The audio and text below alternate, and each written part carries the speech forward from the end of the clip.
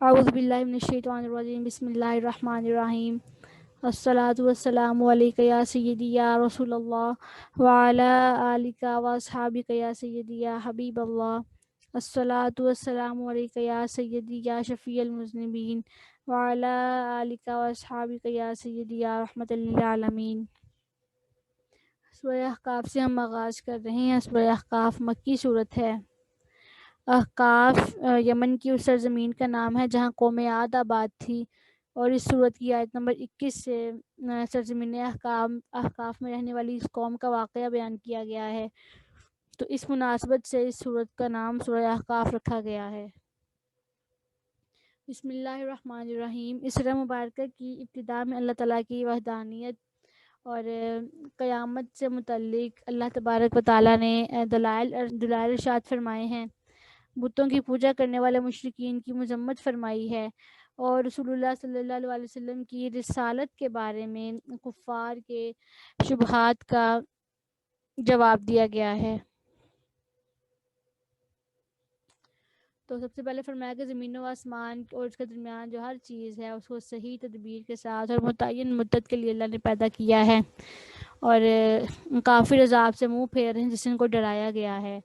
تو پھر ان سے بتوں کے بارے میں پوچھا گیا، یہ تو بتاؤ اللہ کے سوا جن کی پوجا کرتے ہو انہوں نے زمین میں کون سا کام کیا ہے، یا زمین و آسمان کو انہوں نے بنایا ہے، یا زمین و آسمان کی تخلیق میں ان کا کوئی حصہ ہے؟ اگر تم سچے ہو تو اس سے پہلے آنے والی کتاب یا پہلوں کا بچا کھچا کوئی علم میرے پاس لے کر آؤ۔ فرمایا اس سے بڑا کون ہے جو اللہ کے سوا بتوں کی عبادت کرے اور قیامت تک ان کی وہ فریاد نہیں سن سکتے ہیں، اور وہ بت ان مشرکوں کی دعا سے بھی بے خبر ہے، یعنی ان کو یہ بھی نہیں پتا کہ ان کے بارے ان سے کوئی دعا کر رہا ہے اور انہوں نے کسی کی دعا سننی ہے۔ اور پھر قیامت کے بارے میں فرمایا کہ جب قیامت کے دن جمع کیا جائے گا تو وہ بت نہ صرف ان پجاریوں کو دشمن ہو جائیں گے بلکہ ان عبادت کا بھی انکار کر دیں گے کہ انہوں نے ہماری کوئی بھی عبادت نہیں کی ہے۔ اور پھر اہل مکہ کے بارے میں فرمایا جا رہا ہے کہ جب ان کے سامنے ہماری واضح قرآنی آیتیں پڑھی جاتی ہیں تو کافی اس کے بارے میں کہتے ہیں تو کھلا ہوا جادو ہے، قرآن جو نبی پاک صلی اللہ علیہ وسلم کا معجزہ خود ساختہ ہے۔ تو ان تمام واقعات کا ذکر کیا، اور پھر نبی پاک علیہ السلام سے فرمایا کہ اے پیارے حبیب آپ ان کو جواب کے طور پر ارشاد فرمائیں کہ میں کوئی انوکھا رسول نہیں ہوں، ما کنت بدعا من الرسل وما ادری ما یفعل بی ولا بکم، اور میں انوکھا رسول نہیں ہوں اور میں از خود نہیں جانتا، یعنی اللہ کی اطاعت سے جانتا ہوں، از خود نہیں جانتا کہ دنیا میں میرے ساتھ کیا کیا جائے گا، تمہارے ساتھ کیا کیا جائے گا، ورنہ اللہ تبارک و تعالیٰ نے نبی پاک علیہ السلام کو خبر دے دی تھی تمام معاملات کی، جیسے کہ حدیث میں آتا ہے نبی پاک علیہ السلام کو تو بدر والے دن آپ نے نشاندہی کر دی تھی کہ کون سا کافر کہاں پر مرے گا، تو پھر کوئی کیسے کہہ سکتا ہے کہ نبی پاک علیہ السلام کو معلوم نہیں تھا کہ کل کیا ہوگا؟ اللہ تعالیٰ نے آپ کو یہ علم عطا فرما دیا تھا۔ فرمایا اگر قرآن اللہ کی طرف سے ہو جبکہ تم نے اس کا انکار کیا، اور بنی اسرائیل کے گواہ یعنی عبداللہ بن سلام بھی قرآن کے بارے میں گواہی دے چکے ہوں، تو بس ایمان لے آئے، اور تم نے تکبر کیا تو کیا تم ظالم نہیں ہو؟ بے شک اللہ ظلم کرنے والوں گواہوں کو ہدایت نہیں دیتا ہے۔ اور اس کے پہلے پھر ارشاد فرمایا کہ اللہ تعالیٰ نے جو قرآن سے پہلے دیگر کتابیں نازل فرمائی ہیں وہ بھی لوگوں کے لیے رہنمائی کا سامان رکھتی تھی، تو اسی طرح یہ قرآن ہے، اس میں بھی تمام جہان کے لوگوں کے لیے دنیا تک رہنمائی کا سامان موجود ہے۔ اس کے بعد اللہ تعالیٰ کی وحدانیت کو ماننے اور اللہ تعالیٰ کے دین پر ثابت قدم رہنے کے بارے میں حکم ہے، والدین کی اطاعت کرنے اور بھلائی ان کے ساتھ بھلائی کرنے کی جزا بیان کی گئی ہے کہ جو والدین کے ساتھ بھلائی کرتا ہے تو وہ بندہ جنتی ہے۔ اور پھر یہاں پر ایک دعا ہمیں سکھائی گئی ہے کہ ربی اوزعنی ان اشکر نعمتک التی انعمت علی وعلی والدی وان اعمل صالحا ترضاہ واصلح لی فی ذریتی انی تبت الیک وانی من المسلمین، کہ یا اللہ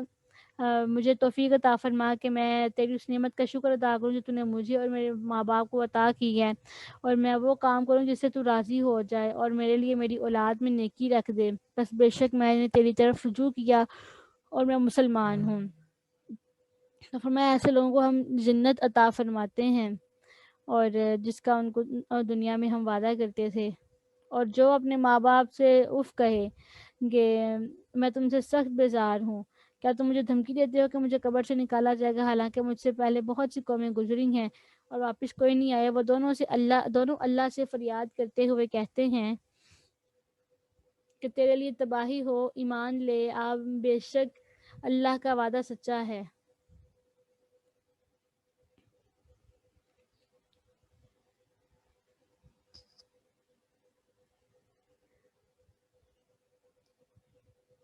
وہ شخص جسے اس کے والدین نے ایمان کی دعوت دی اور اس نے ماں باپ سے کہا اف، تم سے دل بیزار ہو گیا ہے، کیا تم مجھے یہ وعدہ دیتے ہو کہ میں مرنے کے بعد قبر سے زندہ کر کے نکالا جاؤں گا؟ حالانکہ مجھ سے پہلے کئی زبانوں کے لوگ گزر چکے ہیں، ان میں سے تو کوئی بھی مر کے زندہ نہیں ہوا۔ تو اس کے مقابلے میں ماں باپ کا یہ حال ہے کہ وہ اللہ کی بارگاہ میں فریاد کرتے ہیں کہ وہ ان کے بیٹے کی مدد فرمائے اور اسے ایمان کی توفیق دے، اور بیٹے سے کہتے ہیں کہ بیٹے تیری خرابی ہو، تو مرنے کے بعد دوبارہ زندہ کیے جانے پر ایمان لے آ، بے شک اللہ تعالیٰ نے مردے زندہ کرنے کا جو وعدہ فرمایا ہے وہ وعدہ بالکل سچا ہے۔ لیکن بیٹا نہ جھٹلاتے ہوئے کہتا ہے کہ جسے تم اللہ تعالیٰ کا وعدہ کہہ رہے ہو اس کی کسی قسم کی کوئی بھی حقیقت نہیں ہے۔ اور پھر ظالموں کے بارے میں اور جو سرکشی کرتے ہیں ان کے بارے میں فرمایا کہ ان کو سزا ہم دیتے ہیں، اور اہل مکہ کو پچھلی قوموں کی جو واقعات ہیں ان کی طرف اشارہ کر کے سمجھایا جا رہا ہے کہ تم سے پہلے بھی بہت سی قومیں ہیں وہ ہلاک ہوئی ہیں، تو اس لیے تم راہ ہدایت پر آ جاؤ۔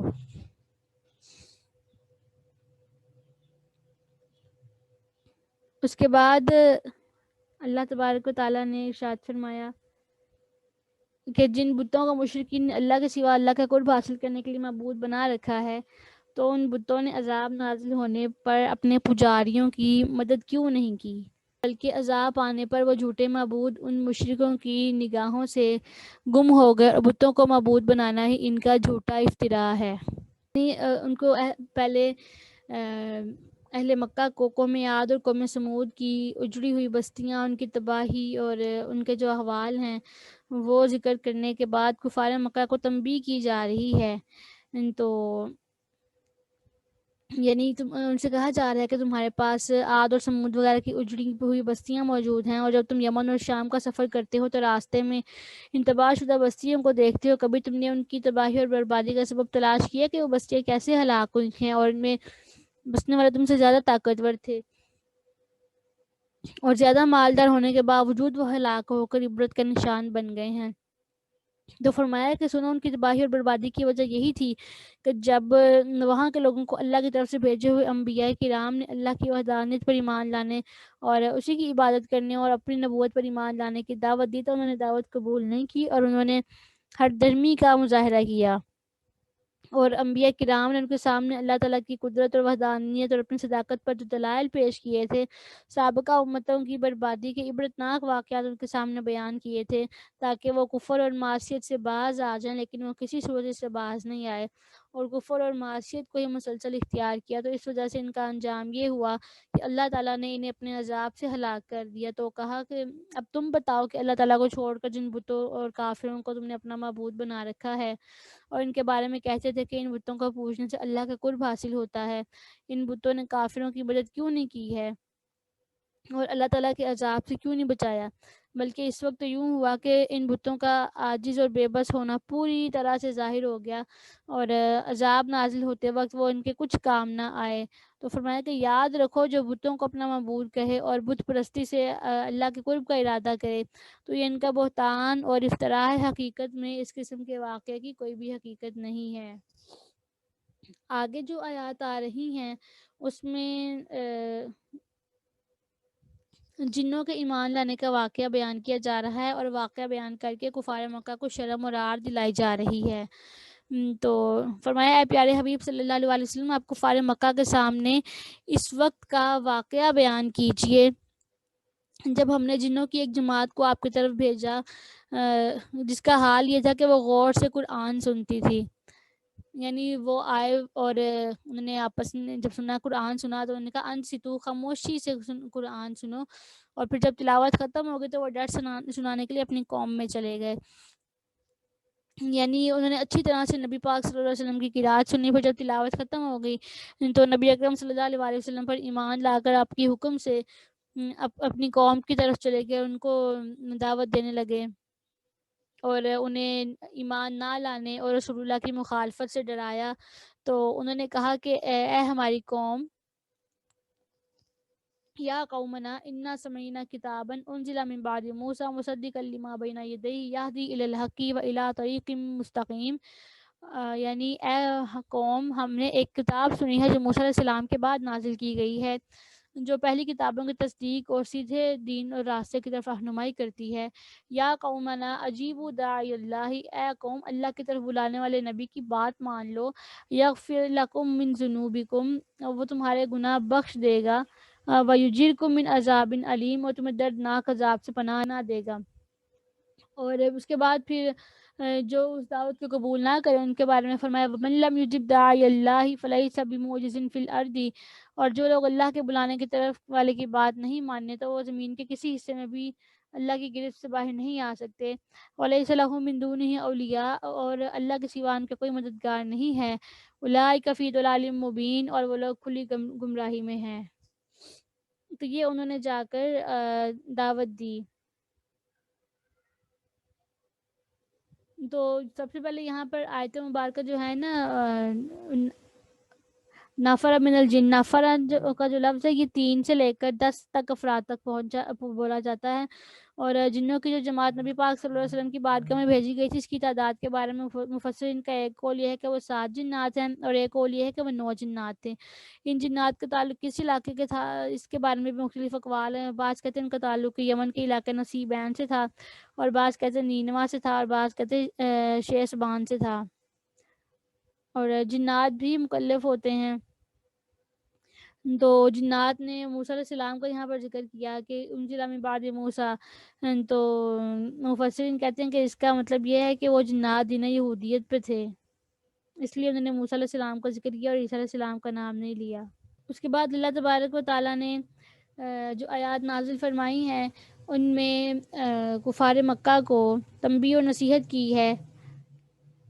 اور مرنے کے بعد جو زندہ کیے جانے کا انکار کیا کرتے تھے ان کو ارشاد فرمایا ہے کہ جو پروردگار آسمان و زمینوں کو پیدا کر سکتا ہے اور ان کے پیدا کرنے سے نہیں تھکا، ولم یا بخلقہن، اور ان کو پیدا کرنے سے نہیں تھکا، تو وہ مردوں کو بھی زندہ کر سکتا ہے، وہ ہر شے پر قادر ہے۔ اس کے بعد کافروں کو جو جہنم کا عذاب دیا جائے گا اس کا ذکر کیا، اور نبی پاک علیہ السلام کو تسلی دی ہے کہ جس طرح آپ سے پہلے رسولوں نے صبر کیا ہے، پیارے رسول صلی اللہ علیہ وسلم آپ بھی صبر کیجئے، ان کافروں کا ٹھکانہ جہنم بہت قریب ہی ہے ان کے۔ اس کے بعد سورہ محمد ہے، سورہ محمد مدنی سورت ہے، اس سورہ مبارکہ کی ایک آیت میں نبی اکرم صلی اللہ علیہ وسلم کا اس میں گرامی محمد ذکر کیا گیا ہے، اس مناسبت سے اسے سورہ محمد کہتے ہیں، اور اس سورہ مبارکہ کا دوسرا نام سورہ قتال بھی ہے کیونکہ اس میں جہاد کے احکام کا ذکر کیا گیا ہے۔ بسم اللہ الرحمن الرحیم۔ سورہ مبارکہ کی ابتدا میں بیان کیا گیا ہے کہ جو کافر دوسرے لوگوں کو اللہ تعالیٰ کے راستے سے روکتے ہیں تو اللہ تعالیٰ نے ان کے اعمال برباد کر دیے ہیں، اضل اعمالہم، ان کے اعمال برباد کر دیے ہیں، جبکہ وہ لوگ اللہ کی وحدانیت اور حضور علیہ السلام کی رسالت پر جو لوگ ایمان لے کر آئے ہیں انہوں نے اچھے کام کیے ہیں، تو فرمایا ان کے لیے یہ اجر ہے کہ اللہ ان کے گناہ معاف کر دے گا اور ان کا حال اللہ تعالیٰ درست فرما دے گا۔ اس کے بعد جو کفار کے ساتھ جنگ کے دوران انہیں قتل کرنے اور قیدیوں کے بارے میں حکم دیا گیا ہے، تو فرمایا کہ فَإِذَا لَقِيتُمُ الَّذِينَ كَفَرُوا فَضَرْبَ الرِّقَابِ، جب کافروں سے تمہارا مقابلہ ہو تو ان کی گردنیں اڑا دو، حَتَّىٰ إِذَا أَثْخَنْتُمُوهُمْ فَشُدُّوا الْوَثَاقَ، یہاں تک کہ جب اچھی طرح خون ریزی کر چکو تو انہیں مضبوط اچھی طرح سے باندھو، فَإِمَّا مَنًّا بَعْدُ وَإِمَّا فِدَاءً حَتَّىٰ تَضَعَ الْحَرْبُ أَوْزَارَهَا، کہ پھر یا تو انہیں احسان کر کے چھوڑ دو یا ان سے فدیہ لے لو یہاں تک کہ جنگ اپنے ہتھیار رکھ دے۔ فرمایا یہی حکم ہے، اور اگر اللہ چاہتا تو خود ہی ان سے انتقام لے لیتا، لیکن وہ چاہتا ہے کہ جنگ میں تمہارے بعض کو بعض کے مقابلے میں امتحان میں ڈال لے، اور جو لوگ اللہ کے راستے میں قتل کیے گئے ہیں اللہ ان کے اچھے اعمال ہرگز ضائع نہیں فرمائے گا، یعنی جو میدان جنگ میں مجاہد جاتے ہیں اللہ تعالیٰ نے ان کا اجر یہاں پر ذکر فرمایا کہ اللہ ان کے اعمال ہرگز ضائع نہیں فرمائے گا، آئندہ وہ انہیں کامیابی کی راہ دکھائے گا، ان کے حالات کو اللہ درست فرمائے گا اور انہیں جنت میں داخل فرمائے گا۔ جس کی انہیں پہچان کروا دی گئی ہے۔ تو یہاں پر اللہ تعالیٰ نے فرمایا کہ اللہ خود بھی ان سے انتقام لے لیتا، لیکن وہ چاہتا ہے کہ جنگ میں تمہارے بعض کو بعض کے مقابلے میں امتحان میں ڈالے۔ تو آج کے دور میں بھی ہم دیکھ سکتے ہیں کہ نبی اکرم صلی اللہ علیہ وسلم کی شان میں جو کفار گستاخی کرتے ہیں، اللہ تبارک و تعالیٰ بلا شبہ ان سے انتقام لینے پر قادر ہے۔ لوگ بس یہ آیت مبارکہ اس موقع پر سناتے ہیں کہ کیا اللہ نبی سے کافی نہیں، اِنَّا کَفَّيْنَاكَ الْمُسْتَهْزِئِينَ، کیا اللہ تعالیٰ نے یہ نہیں فرمایا؟ بلا شبہ اللہ تعالیٰ نے یہ فرمایا ہے، لیکن اللہ تبارک و تعالیٰ نے یہ بھی فرمایا ہے وَلَٰكِن لِيَبْلُوَ بَعْضَكُم بِبَعْضٍ، کہ اللہ تعالیٰ جنگ میں تمہارے بعض کو بعض کے مقابلے میں امتحان میں ڈالے، اور پھر جو اللہ کی راہ میں قتل کیے جائیں، یعنی جن کی آزمائش ہو اور وہ آزمائش میں پورے اتریں گے، تو اللہ ان میں سے کسی کا عمل ضائع نہیں کرے گا۔ اللہ تعالیٰ نے ہمارا بھی امتحان لینا، واللہ اللہ تبارک و تعالیٰ تو آنے واحد میں ان سب کو ہلاک کر سکتا ہے، اور یہ ہمیں اپنا کردار بہرحال ادا کرنا چاہیے۔ اس کے بعد فرمایا کہ کیا یہ زمین میں چل پھر کر نہیں دیکھتے ہیں ان کے پچھلی قوموں کا کیا حال ہوا تھا، اللہ نے ان کا نام و نشان تک مٹا کے رکھ دیا تھا۔ اور پھر اللہ تبارک و تعالیٰ نے اہل ایمان کے لیے نعمتوں کا ذکر فرمایا ہے، اور پھر فرمایا کہ شہر مکہ کے باشندوں نے آپ کو جلا وطن کیا، بہت سے شہروں کے باسی اس سے کہیں زیادہ طاقتور تھے، ہم نے انہیں موت کی وادی میں دھکیل لیا۔ یعنی یہ خوش ہو رہے ہیں کہ آپ صلی اللہ علیہ وسلم کو ان کی ایذا و ان کی تکالیف کی وجہ سے تو شہر مکہ سے تشریف لے کے جانی پڑی، لیکن فرمایا کہ یہ کیا سمجھتے ہیں کہ یہ یہاں پر ہمیشہ رہیں گے؟ بہت سے شہروں والے تھے، وہ اس سے زیادہ طاقتور تھے، لیکن سب کو ہم نے موت کی وادی میں دھکیل دیا۔ قوم سمود کے جو لوگ تھے وہ کتنے بڑے بڑے محلات بنایا کرتے تھے، لیکن آخر میں کیا ہوا کہ ان کا سب کچھ ختم ہو گیا۔ اس کے بعد جو پرہیزگاروں کے لیے جنت کا وعدہ کیا گیا، اس بات کا ذکر فرمایا ہے کہ جنت میں ان کے لیے طرح طرح کی جو نعمتیں ہوں گی وہ ان کا ذکر فرمایا ہے۔ اور اس کے بعد کافروں کا جو رویہ ہے اس کا ذکر کیا گیا ہے کہ ان میں سے بعض و منافق ہے جو آپ کا ارشادات سنتے ہیں، یہاں تک کہ جب وہ آپ کے پاس سے نکلتے ہیں تو اہل علم صحابہ سے آپ کے بارے میں پوچھتے ہیں انہوں نے ابھی کیا فرمایا ہے۔ یہ وہ لوگ ہیں جن کے دلوں پر اللہ نے مہر لگا دی ہے، انہوں نے اپنی خواہشات کی غلامی اختیار کی ہے، تو اب یہ پھر اپنی سرکشی کی وجہ سے ان کے دلوں پر جو مہر لگی ہے اب یہ ہدایت قبول نہیں کر سکتے۔ اور وہ لوگ جنہوں نے ہدایت قبول کی ہے، اللہ نے ان کی بصیرت اور ہدایت میں اضافہ کیا ہے اور ان کو پرہیزگاری عطا فرمائی ہے۔ فرمائی تو کیا کفار مکہ صرف اس بات کا منتظر ہے کہ ان پر اچانک قیامت ٹوٹ پڑے؟ اس کی نشانیاں تو آ ہی چکی ہیں۔ فَأَنَّىٰ لَهُمْ إِذَا جَاءَتْهُمْ ذِكْرَاهُمْ، تو فرمایا جب قیامت آ جائے گی تو پھر ان کے پاس نصیحت حاصل کرنے کا کہاں موقع ہوگا، ان کے آج ان کے پاس موقع ہے کہ یہ نصیحت حاصل کر سکے، لیکن بجائے اس کے کہ یہ لوگ نصیحت حاصل کریں یہ الٹا سرکشی میں پڑے ہوئے ہیں اور اس عذاب کی جلدی مچا رہے ہیں۔ جب وہ آ جائے گا تو اس کے بعد پھر اسے کوئی بھی نہیں ٹال سکے گا، پھر تو وہ آ گیا۔ تو میں کہ فعلم اب جان لیجیے انہ لا الہ الا اللہ، کہ اللہ کسی اور کوئی سچا معبود نہیں ہے۔ فاستغفر لذنبک وللمؤمنین والمؤمنات، تو اے حبیب دعا کیجیے کہ اللہ آپ کو معصوم ہی رکھے اور مسلمان مردوں اور عورتوں کے گناہ بخش دے، اور اے لوگوں تمہارے آنے جانے کی ہر جگہ، تمہارے آرام کی تمام جگہوں کو اللہ تبارک و تعالیٰ جانتا ہے۔ اس آیت میں اگرچہ خطاب حضور صلی اللہ علیہ وسلم سے ہے کہ واستغفر لذنبی کا، لیکن حقیقتاً یہاں پر آپ کی امت سے خطاب ہے، اور اگر آیت میں خطاب نبی پاک صلی اللہ علیہ وسلم سے ہی ہو تو اس کا مطلب یہ نہیں ہوگا کہ آپ سے کوئی گناہ ہوا تھا جس کی معافی مانگنے کا ذکر کیا جا رہا ہے، کیونکہ آپ یقینی طور پر گناہوں سے معصوم ہیں، یہ کسی اور دوسرے مقصد کے پیش نظر فرمایا گیا ہے۔ امام جلال الدین سیوطی رحمۃ اللہ علیہ فرماتے ہیں کہ نبی اکرم صلی اللہ علیہ وسلم گناہوں سے بالکل معصوم ہیں، اور اس کے باوجود آپ کو گناہ سے مغفرت طلب کرنے کا فرمایا گیا۔ یہ تعلیم امت کے لیے ہے تاکہ اس معاملے میں امت آپ کی پیروی کرے، اور نبی اکرم صلی اللہ علیہ وسلم نے مغفرت طلب کی بھی، اور آپ فرمایا کرتے تھے میں روزانہ اللہ تبارک و تعالیٰ کی بارگاہ میں 100 مرتبہ استغفار کرتا ہوں۔ اس کے بعد کی جو آیات ہیں ان کا شان نزول اس طرح سے ہے اہل ایمان کو اللہ تعالیٰ کی راہ میں جہاد کرنے کا بہت شوق تھا. اسی شوق کی بنا پر وہ کہتے تھے کہ ایسی صورت کیوں نہیں اترتی جس میں جہاد کا حکم ہو تاکہ ہم جہاد کریں. یہی بات منافق بھی کہہ دیا کرتے تھے. تو اس پر پھر یہ آیت مبارکہ نازل ہوئی کہ ایمان والے کہتے ہیں جہاد کے بارے میں کوئی صورت کیوں نہیں نازل کی گئی، جبکہ واضح معنی والی صورت نازل کی جاتی ہے اور اس میں جہاد کا حکم دیا جاتا ہے. تو آپ ان لوگوں یعنی منافقین کو دیکھیں جن کے دلوں میں بیماری ہے کہ وہ آپ کی طرف اس شخص کی طرح دیکھتے ہیں جس پر موت کی وجہ سے غشی طاری ہو. بس ان کے حق میں بہتر تھا کہ وہ آپ کی فرما برداری کرتے اور اچھے انداز میں گفتگو کرتے. تو پھر جب جہاد کا حکم دے دیا گیا تو فرمایا پھر اگر وہ اللہ کے کیے ہوئے وعدے پر قائم رہتے تو ان کے لیے بہتر تھا. یعنی جب کوئی ایسی صورت اتاری جاتی ہے جس کا معنی واضح ہے، کوئی حکم منسوخ ہو نہیں ہونے والا، اس میں جہاد کا حکم دیا گیا ہو، تو تم دلوں میں منافقت کا مرض رکھنے والوں ان کو دیکھو گے کہ وہ پریشان ہو کے تمہاری طرف ایسے دیکھتے ہیں جیسے وہ شخص دیکھتا ہے جس کے اوپر موت کی غشی طاری ہوتی ہے. حالانکہ اگر یہ اس وقت اللہ تعالیٰ اور اس کے رسول صلی اللہ علیہ وسلم کی فرما برداری کرتے، اچھی بات کہتے، تو یہ ان کے لیے بہتر تھا. تو جب جہاد کا حکم قطعی ہو گیا اور جہاد فرض ہو گیا تو منافقوں نے اس سے جان چھڑانے کی کوششیں کی. حالانکہ اگر یہ ایمان اور اطاعت پر قائم رہتے تو اللہ تعالیٰ کے کیے ہوئے وعدے میں سچے رہتے تو یہ ان کے لیے بہتر تھا. اور پھر جب منافقوں کو یہ حکم دیا کہ وہ مشرکین کے خلاف جہاد کریں تو انہوں نے جہاد میں جو اپنی خدمات پیش نہیں کی اور شرکت نہیں کی. تو اور اسے پیش کیا کہ ہم مشرکوں کے خلاف جہاد کیسے کریں گے، کیونکہ ان میں ایک خرابی یہ ہے کہ انسانوں کو قتل کرنا زمین میں فساد پھیلانا ہے.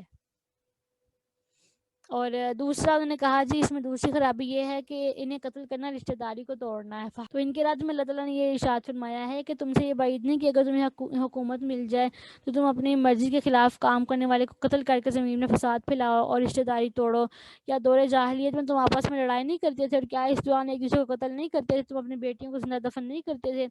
کیا تمہاری یہ لڑائیاں قتل اور بیٹیوں کو زندہ دفن کرنے جیسا گھناؤنا فعل زمین میں فساد پھیلانا اور رشتہ داری توڑنا نہیں تھا؟ تو اب تم کس منہ سے کہتے ہو کہ جہاد کرنا زمین میں فساد پھیلانے اور رشتہ داری توڑنے جیسی خرابیوں کا حامل ہے؟ ان سب شواہد کے ہوتے ہوئے تمہارا جہاد میں شریک نہ ہونے کے لیے عذر پیش کرنا کسی طرح بھی درست نہیں ہے. تو یہاں سے پتہ چلا کہ منافقین اسلامی جہاد کو زمین میں فساد اور خرابیوں کا سبب سمجھتے تھے، اس لیے وہ جہاد سے منہ موڑتے تھے. تو اللہ تبارک و تعالیٰ نے یہاں ان کے بارے میں فرمایا کہ ان کا یہ نظریہ بالکل باطل ہے. اسی طرح آج کے دور میں بھی اسلام دشمنوں کے افکار و نظریات اور ان کی تعلیمات سے مرعوب ہو کے کچھ نام نہاد مسلمان اسلامی جہاد سے متعلق ایسا کلام کرتے ہیں کہ جو در حقیقت اس کی اصل مقاصد کے بالکل خلاف ہوتا ہے. حالانکہ اس میں بہت سے لوگ اچھی طرح جانتے ہیں کہ حقیقت اس سے بالکل مختلف ہے. یہاں تک کہ تاریخ سے ادنیٰ سی واقفیت رکھنے والا شخص بھی اچھی طرح جانتا ہے کہ دین اسلام کا سورج طلوع ہونے سے پہلے انسانوں کا کیا حال تھا اور ظلم و ستم کی چکی میں وہ کس طرح پس رہے تھے اور کیسے وہ غلامی کی زنجیروں میں قید تھے اور اپنے آقاؤں کا ظلم کا شکار تھے. بچے، جوان، بوڑھے، مرد، عورت، تمام سطح کے جو انسان تھے وہ جس ظلم اور زیادتی اور بے رحمی کے شکار تھے وہ سب کو پتہ ہے. تو اسلام نے آ کر اس ظلم و ستم کے گہرے اندھیرے سے سب کو نکالا، سب کو سر اٹھا کر جینا سکھایا اور زمین میں فساد ختم کر کے پرسکون معاشرہ اور امن و امان کی فضا قائم کی. تو اس تناظر میں اسلامی جہاد کو انصاف کی نظر سے دیکھا جائے تو پتہ چلتا ہے کہ اس کی بنیادی مقاصد جو ہیں وہ بڑے مفید ہیں اور سب کو اس حوالے سے دیکھنا چاہیے. جب انگریز آیا یا بر صغیر میں اس نے مرزا قادیانی کو جب بطور جھوٹا نبی پلانٹ کیا تو مرزا قادیانی نے بھی جو سب سے پہلے کہا تھا نا وہ یہی کہا تھا کہ انگریزوں کے خلاف جہاد نہیں کرنا، بلکہ کچھ اور لوگوں نے بھی کہا تھا کہ ہمیں انگریزوں کی جو سایہ میں زندگی گزارنی چاہیے اور جہاد کا تو حکم مرزا قادیانی نے بالکل منسوخ کر دیا. تو مقصد یہی تھا کہ کوئی بھی ان کے خلاف آواز نہیں اٹھائے. تو فرمایا کہ جنہوں نے بھی ایسا کیا تھا یہ وہ لوگ ہیں جن پر اللہ نے لعنت کی، پس انہیں بہرا کر دیا اور ان کی آنکھیں پھوڑ دیں. اور اس کے بعد قرآن مجید میں غور و فکر کرنے کے حوالے سے فرمایا کہ جو غور و فکر نہیں کرتے ہیں تو ان کے دلوں پر تالے لگے ہوئے ہیں، اور بے شک وہ لوگ جو اس کے بعد الٹے پاؤں پھر گئے تاکہ کہ اس ہدایت کا راستہ کھل کے ان کے سامنے آ گیا. شیطان نے ان کے سامنے گناہوں کو خوشنما بنا دیا اور ان کو دنیا میں زندگی میں رہنے کی امید دلائی تو وہ اس امید میں آ گئے اور نافرمانی کی. اور پھر فرمایا جب وہ تب کیا ان کا حال ہوگا جب فرشتے ان کے چہروں اور پشتوں پر لوہے کی گرزوں سے ضربے لگاتے ہوئے ان کی روحیں قبض کریں گے. تو فرمایا یہ سزا اس لیے ہوگی کہ انہوں نے اس بات کی پیروی کی جس نے اللہ کو ناراض کر دیا، اور انہوں نے اللہ کی خوشنودی کو ناپسند جاننا تو اللہ نے بھی ان کے اعمال برباد کر دیے. آگے منافقین کے بارے میں فرمایا جا رہا ہے کہ انہوں نے یہ گمان کر لیا ہے کہ اللہ ان کے کینوں کو ظاہر نہیں فرمائے گا. اس میں اے پیارے حبیب اگر ہم چاہتے تو آپ کو منافقین دکھا دیتے، پھر آپ ان کی صورتوں کو پہچان لیتے. حضرت عبداللہ بن عباس رضی اللہ تعالیٰ عنہ فرماتے ہیں کہ اللہ تعالیٰ نے سورہ توبہ میں اپنے پیارے حبیب صلی اللہ علیہ وسلم کو منافقین کی پہچان کروا دی ہوئی ہے. اور اس کے بعد فرمایا ہم تمہارا ضرور امتحان لیں گے، تمہیں ضرور جہاد کا حکم دے کر آزمائیں گے تاکہ ہم تم میں سے جہاد کرنے والوں اور صبر کرنے والوں کو ظاہر فرما دیں اور تمہاری خبروں کو آزما لیں تاکہ ظاہر ہو جائے کہ اطاعت اور اخلاص کے دعوے میں تم میں سے کون سچا ہے. اور اس کے بعد پھر جو کفر کرتے ہیں، اللہ کے راستے سے منع کرتے ہیں، اللہ اس کے رسول کی مخالفت کرتے ہیں، نافرمانی کرتے ہیں، تو اللہ تعالیٰ نے فرمایا سَيُحْبِطُ أَعْمَالَهُمْ، ان کے اعمال بہت جلد اللہ برباد کر دے گا. اور پھر اہل ایمان کو حکم دیا ہے کہ اطیعوا اللہ و اطیعوا الرسول، اللہ اور اس کے رسول کی اطاعت کرو اور اپنے اعمال منافقت یعنی ریاکاری کے ذریعے باطل نہیں کرو. اور پھر جن لوگوں نے کفر کیا، لوگوں کو اللہ کے راستے سے منع کیا، اللہ اس کے رسول کی مخالفت کی، چاہے وہ منافق تھے چاہے وہ کافر تھے، تو ارشاد فرمایا کہ اللہ ان کو کبھی معاف نہیں کرے گا، ان کی کبھی بھی بخشش نہیں ہوگی. پھر مسلمانوں کو حکم دیا جا رہا ہے کہ تم لوگ کمزوری نہیں دکھاؤ، کفار کو صلح کی طرف نہیں بلاؤ جبکہ تم ہی سربلند ہوگے، اور اللہ تمہارے ساتھ ہے، وہ تمہارے اعمال کے ثواب میں کبھی بھی کمی نہیں فرمائے گا. اور اس کے بعد جو آخری آیات ہیں ان میں اللہ تبارک و تعالیٰ نے بخل کرنے والوں کی جو مذمت ہے اس کا ذکر فرمایا ہے. اس کے بعد سورہ فتح ہے. سورہ فتح مدنی صورت ہے، اور اس سورہ مبارکہ کی پہلی آیت میں حضور صلی اللہ علیہ وسلم کو روشن فتح کی بشارت دی گئی ہے. اس کی مناسبت سے سورہ مبارکہ کا نام سورہ فتح رکھا گیا ہے. حضرت عمر رضی اللہ تعالیٰ عنہ سے روایت ہے کہ ایک سفر کے دوران نبی پاک صلی اللہ علیہ وسلم کی بارگاہ میں حاضر ہو کر میں نے سلام عرض کیا. آپ علیہ السلام نے ارشاد فرمایا آج رات مجھ پر ایک سورت نازل ہوئی ہے جو مجھے ان تمام چیزوں سے زیادہ پیاری ہے جس پر سورج طلوع ہوتا ہے. پھر آپ نے سورہ مبارکہ کی تلاوت فرمائی کہ انا فتحنا لک فتحا مبینا یغفر لک اللہ ما تقدم من ذنبک وما تأخر ویتم نعمته علیک ویہدیک صراطا مستقیما وینصرک اللہ نصرا عزیزا. تو یہاں ابتدا میں اللہ تبارک و تعالیٰ نے صلح حدیبیہ کا واقعہ ذکر فرمایا ہے، فتح مکہ کی بشارت دی ہے، اور بتایا ہے کہ اس مہم سے مسلمانوں کو عظیم کامیابی اور جنت حاصل ہوگی. اور یہ مہم ان منافقوں کے لیے اللہ تعالیٰ کے غضب اور لعنت کا سبب بنی اور مومنوں کے لیے سکینہ کا باعث بنی. اور منافقوں نے یہ گمان کیا تھا کہ اللہ تعالیٰ کے پیارے رسول صلی اللہ علیہ وسلم مسلمانوں کو موت کی طرف لے کر جا رہے ہیں اور اب میں سے کوئی بھی زندہ نہیں بچے گا. لیکن فرمایا کہ اللہ تبارک و تعالیٰ نے اپنے نبی کو فتح عطا فرمائی، اور مومنوں کے لیے جہاد کا اجر یہ ہے. اللہ ایمان والے مردوں اور عورتوں کو ہمیشہ رہنے والے جنت کے گلشنوں میں داخل فرمائے جس کے نیچے سے نہریں بہہ رہی ہیں، اور ان کی تمام لغزشوں کو معاف فرمائے. اور جو کافر اس کے بعد نبی اکرم صلی اللہ علیہ وسلم پہلے اللہ تعالیٰ نے اپنی حمد و ثنا کا ذکر فرمایا، اپنی ملکیت کا ذکر فرمایا. اس کے بعد نبی پاک صلی اللہ علیہ وسلم کی تعریف فرمائی، حمد و ثنا فرمائی کہ ہم نے آپ کو اعمال امت کا گواہ بنا کر مومنوں کو خوشخبری دینے والا، مخالفوں کا ڈر سنانے والا بنا کر بھیجا ہے. لِتُؤْمِنُوا بِاللَّهِ وَرَسُولِهِ وَتُعَزِّرُوهُ وَتُوَقِّرُوهُ وَتُسَبِّحُوهُ بُكْرَةً وَأَصِيلًا، تاکہ اے لوگو تم اللہ اور اس کے رسول پر ایمان لاؤ اور رسول اللہ کی تعظیم و تکریم کرو اور صبح و شام اللہ تعالیٰ کی پاکی بیان کرو. اس کے بعد جو آیات ہیں اس میں اللہ تبارک و تعالیٰ نے بیعت رضوان کا ذکر فرمایا ہے کہ بے شک وہ لوگ جو آپ سے بیعت کرتے ہیں وہ اللہ ہی سے بیعت کرتے ہیں. ان کے ہاتھوں پر اللہ کا ہاتھ ہے، بس جس نے بیعت توڑی تو اس نے اپنے ہی نقصان کے لیے توڑی، اور جس نے وہ بیعت پوری کی جس پر اللہ نے عہد لیا تھا تو اسے بہت جلد اجر عظیم عطا فرمائے گا. تو یہاں پر اللہ تعالیٰ نے فرمایا کہ بے شک یہ پیارے حبیب جو آپ سے بیعت کرتے ہیں نا وہ حقیقتاً اللہ سے بیعت کرتے ہیں. تو جیسے رسول اللہ کی اطاعت اللہ کی اطاعت ہے، اور جن ہاتھوں میں انہوں نے نبی اکرم صلی اللہ علیہ وسلم کی بیعت کا شرف حاصل کیا ہے تو ان پر اللہ کا دست قدرت ہے. تو جس نے پھر وعدہ توڑا اور بیعت پوری نہ کی وہ اپنی جان کے خلاف یہ عہد توڑتا ہے، کیونکہ اس عہد توڑنے کا وبال اسی پر ہی ہوگا. اس میں دیہاتیوں کا عراب کا قول ذکر کیا ہے جو کہ پیچھے رہ گئے تھے، اور انہوں نے کہا تھا کہ ہمارے اموال اور اہل عیال نے ہمیں مصروف رکھا. جب نبی پاک صلی اللہ علیہ وسلم حدیبیہ کے سال عمرہ کی نیت سے مکہ مکرمہ تشریف رکھ جانے لگے تو مدینہ منورہ سے قریبی گاؤں والے دیہاتی جن کا تعلق غفار، مزینہ، جہینہ، اشجع اور اسلم قبائل سے تھا وہ کفار سے خوف کہ آپ کے ساتھ نہ ہو گئے. تو حالانکہ نبی اکرم صلی اللہ علیہ وسلم نے عمرہ کا احرام باندھا تھا، قربانی کے جانور بھی ساتھ تھا، جس سے صاف ظاہر تھا کہ ارادہ جنگ کا بالکل نہیں ہے. پھر بھی بہت سے دیہاتیوں پر جانا بھاری ہوا اور وہ کام کے بہانہ بنا کر وہیں رہ گئے، اور حقیقت میں ان کا گمان یہ تھا کہ قریش بہت طاقتور ہیں اس لیے مسلمان ان سے بچ کر نہیں آئیں گے بلکہ سب وہیں ہلاک ہو جائیں گے. تو ان آیات میں اللہ تبارک و تعالیٰ نے دیہاتیوں کے بارے میں خبر دیتے ہوئے ارشاد فرمایا ہے کہ اے پیارے حبیب صلی اللہ علیہ وسلم، اللہ تعالیٰ کی مدد سے معاملہ ان دیہاتیوں کے خلاف ہوا بالکل، اور جب اس کی خبر پہنچے گی تو آپ کے ساتھ نہ جانے پر یہ لوگ بہت زیادہ اظہار افسوس کریں گے کہ کاش ہم بھی چلے گئے ہوتے. فرمایا تم تو یہ گمان کیے بیٹھے تھے کہ اللہ کا رسول اور مومن کبھی لوٹ کر اپنے گھروں کے پاس نہیں آئیں گے. یہ گمان تمہارے دلوں میں خوشنما بنا دیا گیا اور تم نے بہت برا گمان کیا اور تم اس گمان کی بنا پر تباہ ہو گئے. اور جو اللہ اور اس کے رسول پر ایمان نہ لائے وہ سن لے بے شک ہم نے کافروں کے لیے بھڑکتی ہوئی آگ تیار کر رکھی ہے. تو فرمایا پھر جب وہ آپ کے پاس آئیں گے دیہاتی اور پھر وہ آپ کے بارگاہ میں جو حاضر ہو کر کہیں گے کہ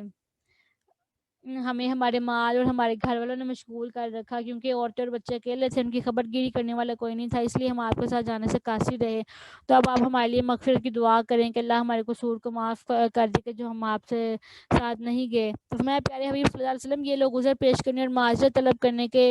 حوالے سے جھوٹے ہیں، کیونکہ وہ اپنی زبانوں سے ایسی بات کہہ رہے ہیں جو ان کے دلوں میں نہیں ہے اور انہیں اس بات کی کوئی پرواہ نہیں ہے. اس لیے آپ ان کے لیے مغفرت طلب کریں یا نہ کریں وہ برابر ہے. اور جب یہ لوگ آپ کے سامنے عذر پیش کریں تو آپ ان سے یہ فرما دیں کہ اگر اللہ تعالیٰ تمہیں نقصان پہنچانا چاہے یا وہ تمہاری بھلائی کا ارادہ فرمائے تو اللہ کے مقابلے میں کون تمہارے لیے کسی چیز کا اختیار رکھتا ہے. یعنی اگر تمہارے مال و اولاد پر کوئی آفت آ جائے تو تم یہاں رہ کر آفت دور تو نہیں کر سکتے، اور اگر نہ آنے والی ہو تو تمہارے جانے سے بھی ان کو کوئی نقصان نہیں پہنچنا تھا، پھر تم کیوں اس نعمت عظمیٰ یعنی بیت الرضوان سے محروم رہے. اور فرمایا تم یہ نہ سمجھنا مجھے تمہارے جھوٹ کی خبر نہیں، بلکہ یہ بات ذہن میں رکھو کہ اللہ تبارک و تعالیٰ تمہارے تمام کاموں سے باخبر ہے، اچھی طرح جانتا ہے کہ تم کیا کام کرتے ہو اور تمہارے دل میں کیا ہے. اور پھر فرمایا کہ جب آپ واپس جائیں گے نا ان لوگوں میں پھر وہ آپ کے پاس آئیں گے منافق جو ہیں. جب مسلمان حدیبیہ کے صلح سے فارغ ہو کر واپس ہوئے تو اللہ تعالیٰ نے ان سے خیبر کی فتح کا وعدہ فرمایا، اور اس کے حوالے سے ارشاد فرمایا جا رہا ہے ان کے جب اللہ نے ان سے یہ وعدہ فرمایا تو وہ جو پیچھے رہنے والے لوگ تھے وہ غنیمت کے لالچ میں تمہارے ساتھ جانا چاہیں گے، مال غنیمت، جن کا اللہ نے وعدہ فرما دیا اور ان کو پتہ اللہ کا وعدہ تو سچا ہے. تو میں کہ یریدون ان یبدلوا کلام اللہ، وہ چاہتے ہیں کہ اللہ کے وعدے کو بدل دیں. آپ فرما دیجیے لن تتبعونا، تم ہرگز ہمارے ساتھ نہ آؤ، کذالکم، اور اسی طرح قال اللہ من قبل، اسی طرح اللہ تعالیٰ نے پہلے فرما دیا تھا. تو فسیقولون، پھر وہ کہیں گے بل تحسدوننا، بلکہ تم ہم پر حسد کرتے ہو، بلکہ وہ تو ہمیشہ حق بات کو کم سمجھ رہے ہیں. یعنی وہ غنیمت کے لالچ میں جانا چاہیں گے ساتھ اور کہیں گے کہ ہم بھی تمہارے ساتھ خیبر چلیں، جنگ میں شریک ہوں. تو فرمایا یہ لوگ چاہتے ہیں کہ اللہ تعالیٰ نے حدیبیہ میں شرکت کرنے والوں کے ساتھ جو وعدہ فرمایا ہے خیبر کی غنیمت ان کے لیے خاص کی ہے تو اسے یہ بدل دیں. فرمایا آپ ان سے فرما دیجیے گا کہ تم ہمارے پیچھے ہرگز نہ آؤ، اللہ نے ہمارے مدینہ منورہ سے آنے سے پہلے ہی فرما دیا کہ غزوہ خیبر میں وہی شریک ہوں گے اور اس کی غنیمتیں بھی انہیں ملیں گی جنہوں نے حدیبیہ میں شرکت کی تھی، اور ہم تمہیں اپنے ساتھ آنے کی اجازت دے کر اس حکم کی خلاف ورزی نہیں کر سکتے. یہ جواب سن کر وہ صحابہ کرام سے پھر کہیں گے ایسی بات نہیں ہے بلکہ تم ہم سے حسد کرتے ہو، بل تحسدوننا، تم ہم سے حسد کرتے ہو اور یہ گوارا نہیں کرتے کہ ہم تمہارے ساتھ غنیمت کا مال پائیں۔ تو صحابہ کرام رضوان اللہ تعالیٰ علیہ مجمعین پر تو حسد کا شائبہ ہی نہیں ہے، بلکہ فرمائے وہ منافق کی جو ہیں وہ دین کی بہت تھوڑی بات سمجھتے ہیں، اور ان کا حال یہ ہے کہ محض دنیا کی بات سمجھتے ہیں، حتیٰ کہ ان کا زبانی قرار کر دینا بھی دنیا کی غرض سے ہی ہے، اور آخرت کے امور کا وہ لوگ بالکل بھی نہیں سمجھتے ہیں۔ رسول حدیبیہ پھر 6 ہجری میں ہوئی فتح خیبر جو ہے وہ 7 ہجری میں ہوئی تھی، اور خیبر بہت آسانی سے فتح ہو گیا تھا، اور وہاں مسلمانوں کو بہت زیادہ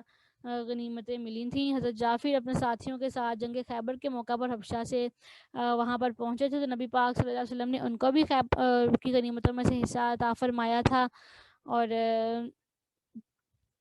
اور نبی پاک علیہ السلام نے فرمایا تھا کہ مجھے آج جعفر بھی تشریف لے کر آئے ہیں اور خیبر بھی فتح ہوا ہے، تو معلوم نہیں کہ کس کی زیادہ مجھے خوشی ہے، مجھے جعفر کے آنے کی زیادہ خوشی ہے یا خیبر فتح ہونے کی زیادہ خوشی ہے۔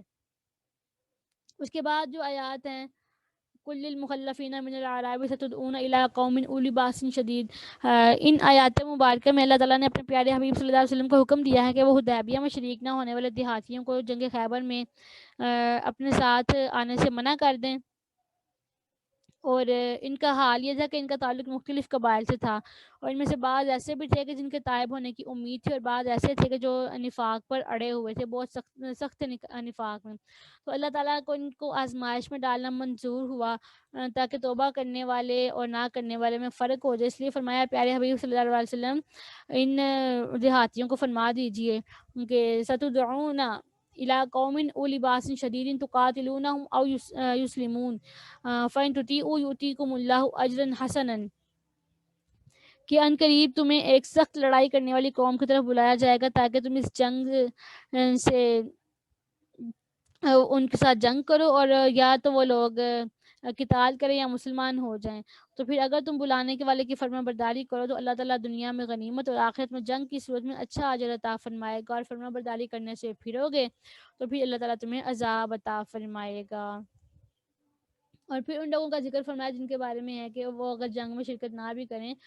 تو ان کے لیے کوئی باس پرس نہیں ہے، وہ ہے نابینا ہو، لنگڑا ہو، یعنی معذور ہو اور یا بیمار ہو، تو اگر اللہ اس کے رسول کی اطاعت کرتا رہے اور وہ جہاد میں شرکت نہ کر سکے تو اس کے لیے گنجائش ہے۔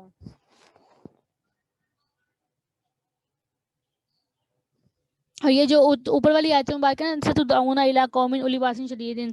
یہ آیت مبارکہ حضرت ابوبکر صدیق اور حضرت عمر رضی اللہ تعالیٰ عنہ کی خلافت کے صحیح ہونے کی دلیل ہے۔ اس کی ایک وجہ یہ ہے کہ اس آیت مبارکہ کے نزول کے بعد نبی پاک علیہ السلام کے زمانہ میں کسی جہاد کے لیے ان دیہاتیوں کو دعوت نہیں دی گئی۔ آپ کے وصال ظاہری کے بعد حضرت سیدنا ابوبکر صدیق اور حضرت عمر رضی اللہ تعالیٰ عنہ کے زمانے میں مرتدوں اور کافروں کے خلاف جہاد ہوئے، اور ان جہاد میں ان کو شرکت کرنے کی دعوت دی گئی، تو اس سے پتہ چلا کہ جنگجو قوم کے خلاف لڑائی کی دعوت دینے والا برحق امام ہوتا ہے۔ اور دوسری وجہ یہ ہے کہ یہ جو حضرات صحابہ کرام ہیں ان کی اطاعت پر جنت کا اور ان کی مخالفت پر جہنم کا وعدہ کیا گیا ہے،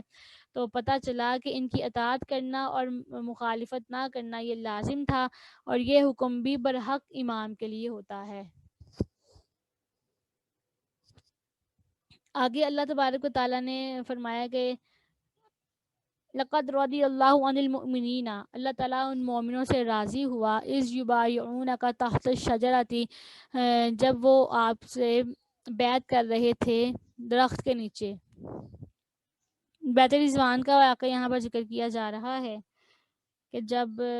حضرت عثمان غنی رضی اللہ تعالیٰ عنہ اشراف قریش کے پاس گئے تاکہ ان کو خبر دیں کہ نبی پاک علیہ السلام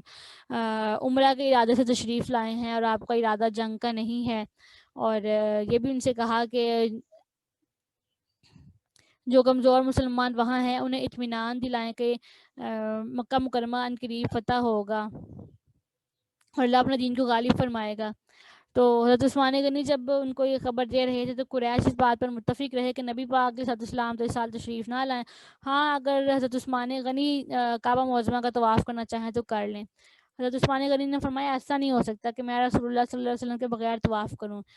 تو ادھر حدیبیہ میں موجود مسلمانوں نے کہا کہ حضرت عثمان بڑے خوش نصیب ہیں جو کعبہ معظمہ پہنچے، اور طواف سے مشرف ہوئے. تو نبی پاک علیہ السلام نے فرمایا کہ مجھے پتہ ہے وہ ہمارے بغیر طواف نہیں کریں گے. تو حضرت عثمان غنی رضی اللہ تعالیٰ عنہ نے نبی اکرم صلی اللہ علیہ وسلم کے حکم کے مطابق مکہ مکرمہ کے کمزور مسلمانوں کو فتح کی بشارت پہنچائی. اور پھر قریش نے حضرت عثمان غنی کو روک لیا اور حدیبیہ میں خبر مشہور ہو گئی کہ حضرت عثمان شہید کر دیے گئے ہیں. تو اس پر مسلمانوں کو بہت جوش آیا اور رسول اللہ صلی اللہ علیہ وسلم نے صحابہ کرام سے کفار کے مقابلے میں جہاد پر ثابت قدم رہنے کی بیعت لی. تو یہ بیعت ایک بڑے خاردار درخت کے نیچے ہوئی تھی جسے عرب سامورا کہتے ہیں. تو حضور علیہ السلام نے اپنا بایاں دست مبارک دائیں دست مبارک میں لیا اور فرمایا یہ عثمان رضی اللہ تعالیٰ عنہ کی بیعت ہے. اور دعا فرمائی یا اللہ عثمان تیرے اور تیرے رسول کے کام میں ہیں. تو اس واقعے سے ہمیں پتہ چلتا ہے کہ نبی پاک علیہ السلام کو نور نبوت سے معلوم تھا کہ حضرت عثمان شہید نہیں ہوئے, جبھی تو ان کی بیعت لی. اور مشرکین کا حال اس بیعت کے ان کے خوف زدہ ہو گیا اور انہوں نے حضرت عثمان غنی رضی اللہ تعالیٰ عنہ کو بھیج دیا. تو آگے کی جو آیت ہے وہ مغانم کثیرۃ یاخذونھا, اس میں خیبر کی جو غنیمتیں ہیں ان کا ذکر کیا جا رہا ہے. اس کے بعد فرمایا کہ وَأُخْرَىٰ لَمْ تَقْدِرُوا عَلَيْهَا قَدْ أَحَاطَ اللَّهُ بِهَا, اور بہت سی دوسری غنیمتیں وہ ہیں جن پر تم قادر نہیں تھے, بے شک اللہ کے علم نے ان کا احاطہ کیا ہوا, اللہ ہر چیز پر قادر ہے جسے وہ چاہے. تو ان آیات میں اللہ تبارک و تعالیٰ نے خیبر کی فتح کے علاوہ دوسرے اموال غنیمت کا مسلمانوں سے وعدہ کیا تھا. حضرت عبداللہ بن عباس فرماتے ہیں اس علاقے سے فارس اور روم مراد ہے. اہل عرب ان سے جنگ کرنے پر قادر نہیں تھے, یہاں تک کہ اللہ تعالیٰ نے انہیں دین اسلام سے مشرف فرمایا اور اس کی برکت سے عرب والوں کو اہل فارس اور روم سے جنگ کرنے کی قدرت عطا فرما دی. تو بعض مفسرین فرماتے ہیں اس سے خیبر مراد ہے, اور بعض فرماتے ہیں کہ اس سے فتح مکہ مراد ہے, اور فارس اور روم کا بھی قول یہاں پر اختیار کیا گیا ہے. پھر ارشاد فرمایا کہ وَلَوْ قَاتَلَكُمُ الَّذِينَ كَفَرُوا لَوَلَّوُا الْأَدْبَارَ, کہ اگر کافر حدیبیہ میں تم سے جنگ کرتے تو وہ ضرور پیٹ پھیر کر بھاگ جاتے. یعنی اگر اہل مکہ صلح کی بجائے جنگ کرتے یا اہل خیبر کے حلیف قبیلہ اسد اور قبیلہ غطفان کے لوگ تم سے جنگ کرنے کی ہمت کریں تو یہ لوگ تمہارے مقابلے میں ضرور پیٹ پھیر کر بھاگ جائیں گے اور تم ہی غالب ہوگے. مسلمان اگر اب بھی صحیح مسلمان ہو کر صحیح طریقے سے اسلامی احکام پر عمل کر کے اللہ تعالیٰ کی رضا کے لیے جنگ کریں تو آج بھی یہ لوگ وہی بدر و حنین والے نظارے دیکھ سکتے ہیں.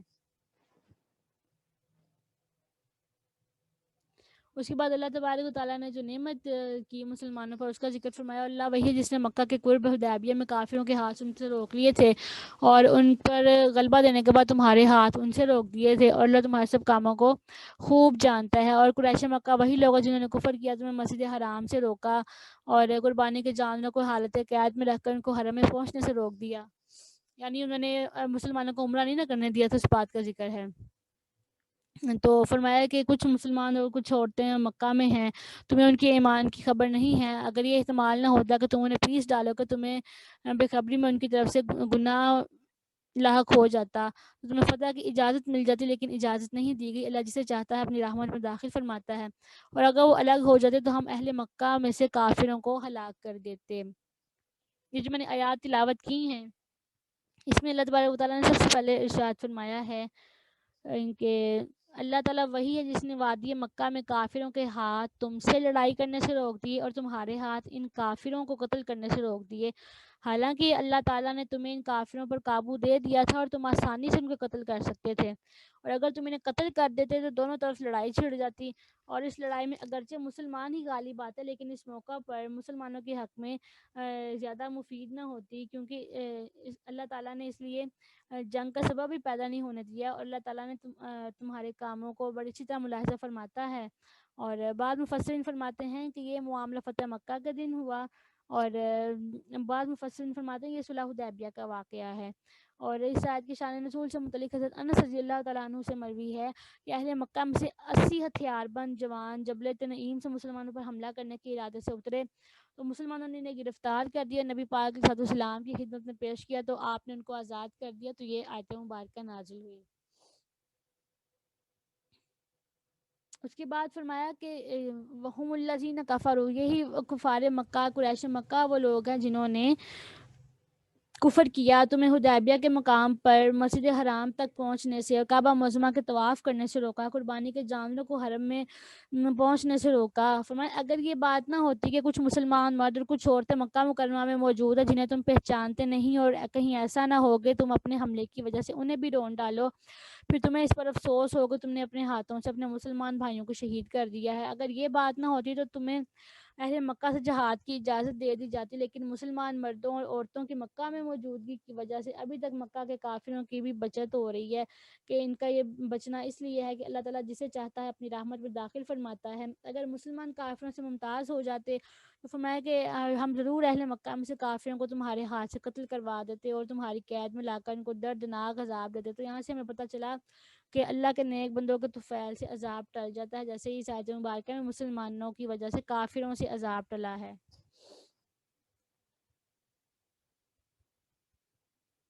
تو جب مکہ کے کافروں نے اپنے دلوں میں ہٹ درمی پختہ کر لی، وہی جاہلیت کی ہٹ درمی، تو اللہ نے اپنے رسول پر اور ایمان والوں پر اپنی تسکین نازل کر دی اور انہیں پرہیزگاری کے کلمہ طیبہ پر مستحکم کر دیا۔ وہ اس کے زیادہ حقدار اور اہل تھے، اور اللہ تعالیٰ ہر چیز کو خوب جانتا ہے۔ یعنی فرمایا پیارے حبیب وہ وقت یاد کیجئے جب کافروں نے اپنے دلوں میں زمانہ جاہلیت کی ہٹ درمی جیسی ضد رکھی، نبی پاک علیہ الصلوۃ والسلام اور ان کے صحابہ کرام کو مکہ میں داخل ہونے اور کعبہ معظمہ کا طواف کرنے سے روکا،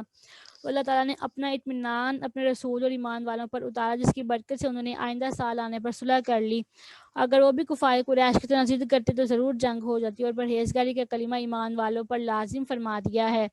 اور اللہ تعالیٰ نے ان پر یہ نعمت فرمائی کہ انہیں اپنے دین اور اپنے پیارے حبیب کی محبت سے صحبت سے مشرف فرمایا ہے۔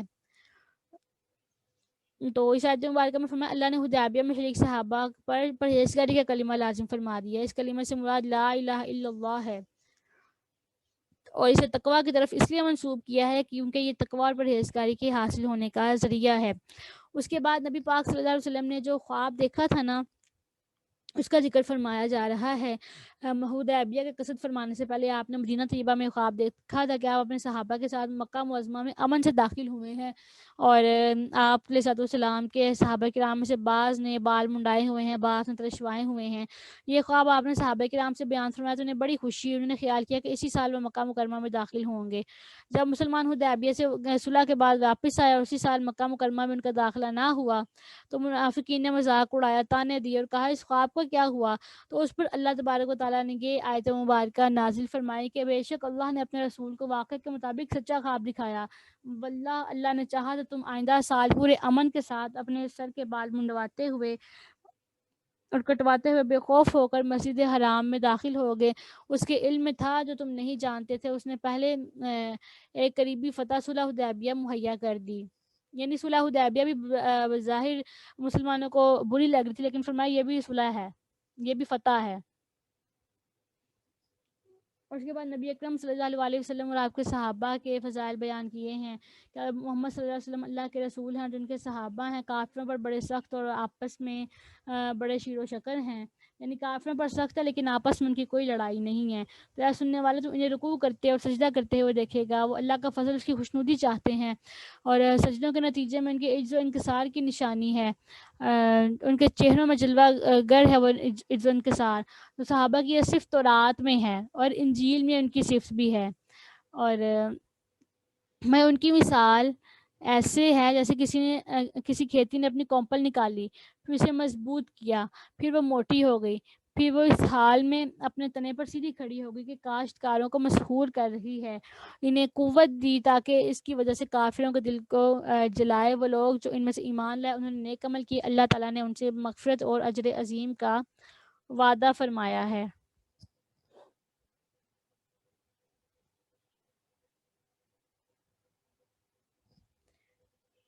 تو صحابہ کرام کے بارے میں فرمایا کہ وہ کافروں پر سخت ہیں، آپس میں وہ نرم دل ہیں، اور اللہ تعالیٰ کے حضور وہ سجدہ کرتے ہیں، عبادات کرتے ہیں، اور ان کے چہروں پر سجدوں کے اثر ظاہر ہوتے ہیں، اور جو نور ہے وہ ظاہر ہوتا ہے، اور قیامت والے دن بھی یہ نور ان کو چہروں پر چمکے گا۔ جو اعضائے سجدہ ہیں وہ قیامت والے دن چمکیں گے۔